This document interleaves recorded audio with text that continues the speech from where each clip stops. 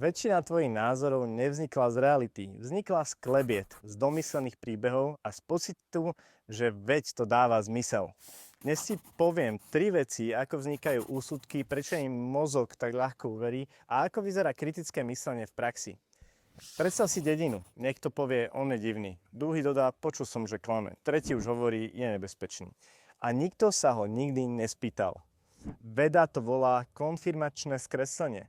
Mozog si vyberá iba to, čo potvrdzuje jeho príbeh. Ako keď si kúpiš červené auto a zrazu vidíš všade červené autá. Výskumy v psychológii ukazujú, že klebeta sa šíri rýchlejšie než oprava chyby, lebo emócia je rýchla a pravda je pomalá.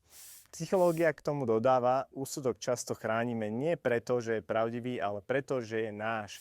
Zmeniť názor boli ego a ego sa bráni. Stoici to vedeli dávno, Epiktetus hovoril. Netýrajú nás udalosti, ale naše predstavy o nich. Inými slovami, fakt nie je problém. Príbeh v hlave je problém. Kresťanstvo ide ešte tvrdšie. Ježiš hovorí, nesúď, aby si nebol súdený. Nie preto, že pravda neexistuje, ale preto, že my ju často nemáme a tvárime sa, že áno. Buddhizmus by povedal, väčšina utrpenia vzniká pri popútaní príbehom. Myšlienka príde, uveríš jej a už ju brániš ako identitu. Scientológia tvrdí, že človek reaguje podľa minulých záznamov mysli. Kritici dodávajú, problém je, keď sa minulé príbehy berú ako absolútna pravda, bez overenia reality.